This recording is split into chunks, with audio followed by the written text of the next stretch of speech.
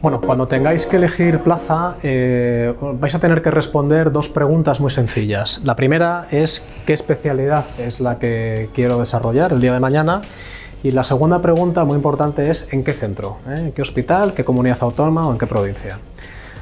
Realmente no hay más, ¿no? Especialidad, centro donde la voy a realizar, por lo tanto, en medicina estamos muy acostumbrados a hacer esquemas y a sintetizar y no os tenéis que volver locos, intentar hacer 1000 preguntas, son las dos, especialidad y centro. Es verdad que no siempre va a haber una única especialidad que nos gusta, pero vamos a intentar centrar un poco cómo tiene que ser el pensamiento, el desarrollo para llegar a la conclusión final.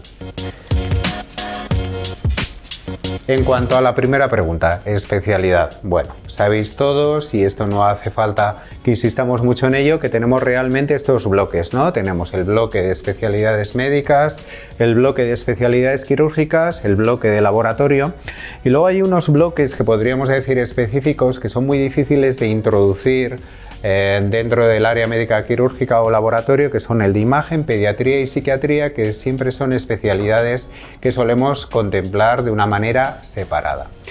Yo lo primero que les quiero recordar, Miguel, es que algo que muchas veces el que ha estudiado la carrera pero todavía no ha llegado a hacer la especialidad, les quiero recordar que cada una de estas especialidades tiene un programa específico de la misma que está desarrollado por un grupo de expertos de cada una de las especialidades que lo llamamos POE, ¿no? Programa Oficial de la Especialidad.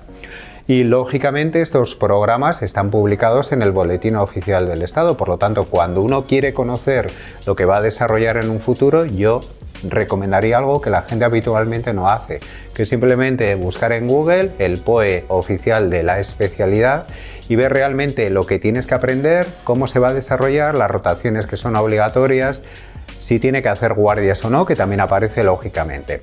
Tiene una pequeña pega, os la tenemos que decir ya de entrada. Los POEs no todos están actualizados, tenemos POEs, algunos de ellos antiguos, incluso antes del año 2000, pero muchos de ellos se han desarrollado en los últimos años y por lo tanto yo empezaría por ahí, decir, ¿cómo es la especialidad? ¿Qué es lo que tengo que aprender? ¿Cómo son los rotatorios? ¿De acuerdo? Bueno, esa es la parte importante. Entonces, generalmente ya tenemos una idea de en qué bloque voy a estar, ¿no? ¿Qué es lo que más me gusta? Lógicamente, hay una definición muy clara de gente que le gusta mucho el laboratorio, la investigación y que por lo tanto no quieren habitualmente un contacto tan directo con los pacientes.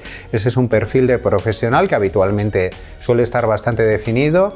El que le gusta el ámbito quirúrgico, operar y por lo tanto tiene que especializarse en algo que tenga actividad quirúrgica, lógicamente.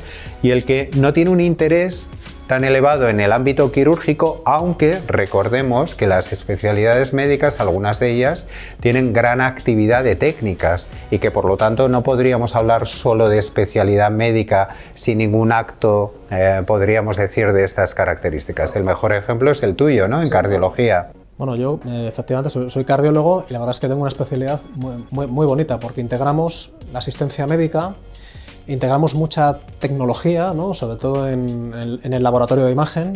Tenemos conocimientos de TAC, de resonancia magnética, de ecocardiografía. Realizamos pruebas funcionales, como son las pruebas de esfuerzo. Y luego tenemos un trabajo muy manual, ¿no? Tanto en el campo de las arritmias como en el campo de la hemodinámica. Y en el campo de la hemodinámica no solamente nos limitamos, por ejemplo, a revascularizar, ¿no? Las arterias del corazón, es que hay un campo apasionante que es el de la cardiopatía estructural, es decir, estamos corrigiendo valvulopatías con el implante de prótesis percutáneas y esto es un campo que está cada vez más en auge. Manejamos también la unidad de cuidados cardiológicos intensivos, que no deja de ser una UBI. Por tanto, tenemos bueno, una amalgama de campo, ¿no? muy variado en la cardiología. Y yo sí, Jesús, te quería preguntar una cosa, porque sabes que en la formación de todo médico hay tres patas. Está la pata de la asistencia, la docencia y la investigación. Sí. Y no creo que todas las especialidades tengan el mismo peso cada una de estas patas, ¿no? Probablemente no. Es decir, yo creo que cualquier especialidad que desarrolléis vais a tener que hacer una parte que tiene que ver con la rutina, la asistencia diaria, aunque hablemos de laboratorio. Es decir, que si eres bioquímico vas a tener que hacer la actividad rutinaria. Pero lógicamente en el aspecto de laboratorio, además de la rutina, lógicamente para ser un bioquímico, haces análisis clínicos, haces microbiología, una parte de investigación va a ser muy importante. Por lo tanto, es verdad que en algunas especialidades donde, digamos, la rutina está más estandarizada, la investigación seguramente va a ocupar un campo mucho mayor. En inmunología, lógicamente, tendrás que hacer asistencia, ver las muestras que te mandan, pero lógicamente siempre estarás vinculado a proyectos de investigación, ¿no? Bueno, la primera reflexión, por lo tanto, que os queremos hacer a todos es que miréis el POE, algo que muchas veces el que acaba la carrera no se le ocurre. Miréis el POE de la especialidad que os interesa, veáis lo que aparece en él, veáis las rotaciones que son obligatorias y tener ya en cuenta una cosa: lo que va a dar calidad a un hospital muchas veces es cómo aplica ese programa oficial de la especialidad, lo que diferencia a un hospital de otro, porque digamos que el programa es común, pero igual que pasa en las universidades, luego el desarrollo de la especialidad va a ser diferente en un lugar que en otro. Bueno, primera reflexión, por lo tanto, ¿dónde me sitúo, ¿no? ¿En qué bloque creo que voy a entroncar de una manera más adecuada por el tipo de formación que he hecho durante la carrera, lo que me ha ido gustando en los rotatorios clínicos? Lógicamente el bloque de especialidades médicas es el más numeroso de todos. Tenemos algún bloque, como está lógicamente aquí, medicina de familia, que tenemos casi 2000 plazas del conjunto de todas las plazas MIR y que es el bloque siempre más numeroso. Y luego también lógicamente pues tenemos medicina interna, que también tiene un bloque muy importante. ¿Por qué? Porque son especialidades que son bastante troncales, que van a ser necesarias en cualquier tipo de hospital. Como os decíamos previamente, como Miguel recordaba de su especialidad de cardiología, no penséis solo en, digamos, en que son especialidades poco activas en cuanto a técnicas, porque cada una de ellas va a necesitar un mayor o menor número de técnicas. Incluso un internista o un médico de familia va a tener que hacer actividad quirúrgica, cirugía menor, va a tener que realizar también alguna prueba de imagen básica, como es la ecografía que se está incorporando para el aprendizaje de todos los residentes, va a tener que hacer punción lumbar, va a tener que hacer toracocentesis, artrocentesis, es decir, pero lógicamente es una actividad que no va a ocupar gran parte de tu tiempo comparado con las actividades quirúrgicas. ¿De acuerdo? Por lo tanto, aquí tenemos la mayoría de las especialidades, va a tener una gran parte aquí de peso lo que es la rutina de la asistencia en planta, hospitalización y en consultas, y vamos a tener lógicamente más o menos digamos técnicas, en algunas especialidades muchas técnicas desarrolladas y muy complejas. El ejemplo tú nos lo describías muy bien en cardiología, y en otras menor número de técnicas. Por lo tanto, recordar en el POE, recordar cómo se desarrolla la actividad clínica y cuáles son las técnicas que vas a tener que aprender y desarrollar en cada una de las especialidades médicas, ¿no?, del bloque médico. Bien, en cuanto a las especialidades quirúrgicas, te tiene que gustar el quirófano, lógicamente, esto es una obviedad. Pero debéis de tener en cuenta, que veis un poco el perfil, lógicamente, el mayor número de plazas se van a encontrar aquí en obstetricia, ginecología y en cirugía general, que es donde tenemos una mayor necesidad de médicos, ¿no? Lógicamente, ¿no?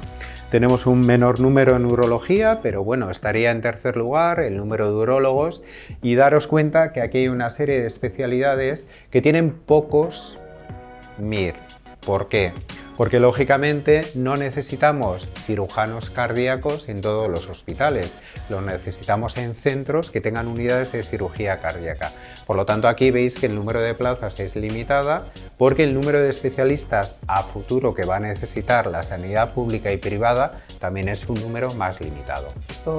Ciertas especialidades quirúrgicas, el número de plazas reducido también viene condicionado por el número de habitantes que es capaz de abarcar el hospital en referencia, ¿no? Entonces, por ejemplo, para que un hospital tenga neurocirugía, tiene que abarcar, corrígeme bien, creo que más de 1 millón de habitantes, para que esté justificado el servicio de neurocirugía en un hospital. Incluso como área de referencia para otros. Y lo mismo que pasa para neurocirugía, pasa para cirugía cardíaca.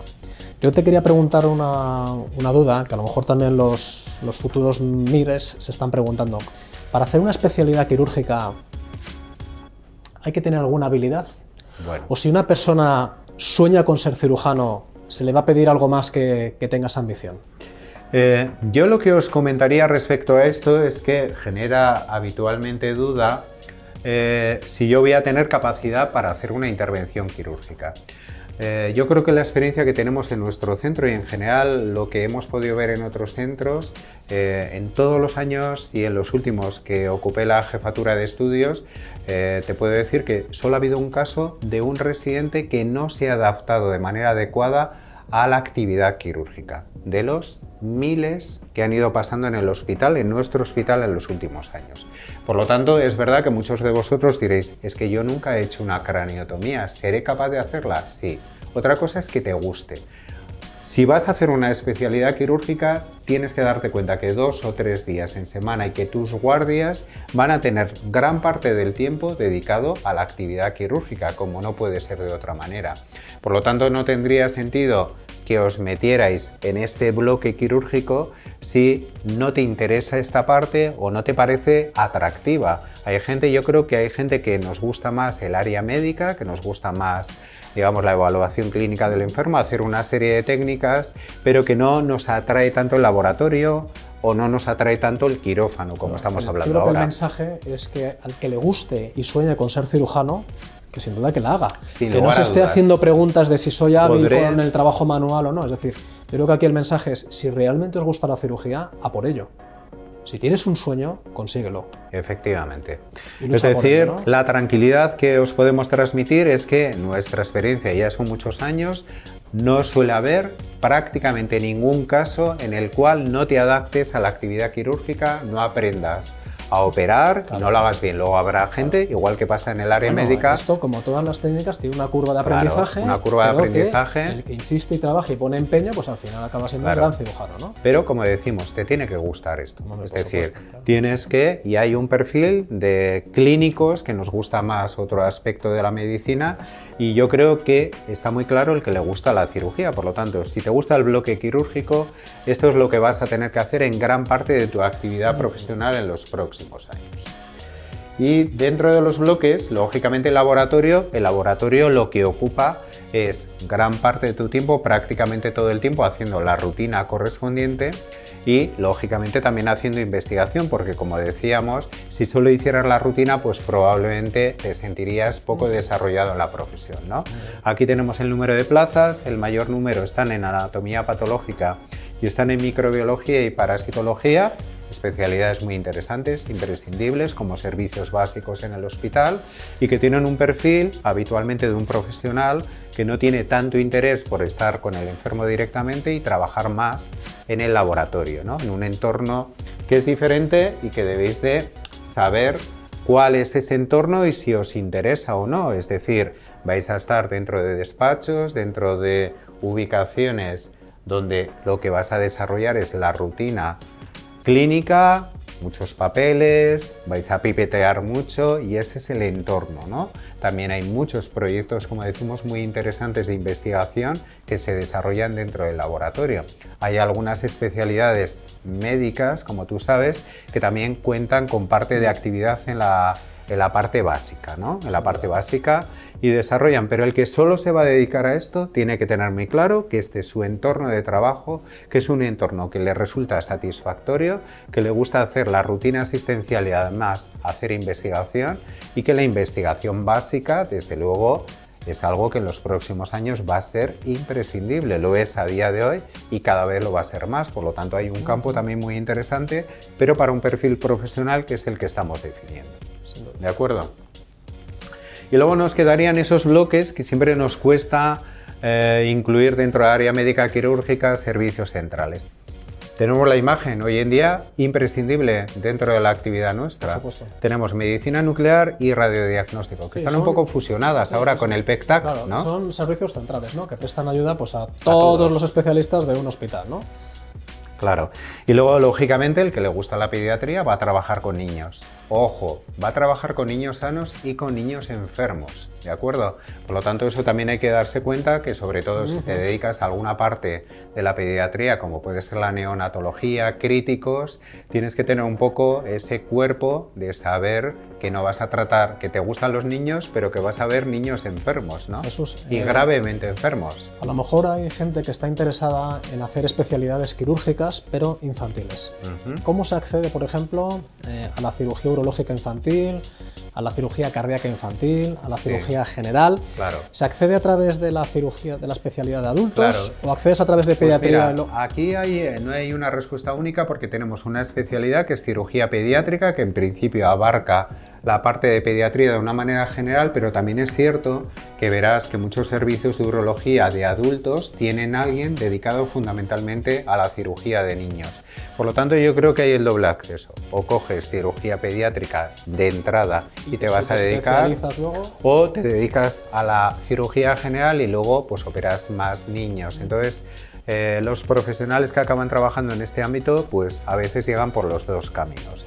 Bueno, y lógicamente el que le gusta la psiquiatría, pues es una persona interesada más por la psique, bueno, por la parte del cerebro, tiene una personalidad que es peculiar, es gente muy preocupada no solo por el cuerpo, sino por lo que pensamos y cómo la enfermedad mental, muy importante y muy prevalente en la población mundial, pues hay que atenderla y por eso pues el número de especialistas, como veis, es importante.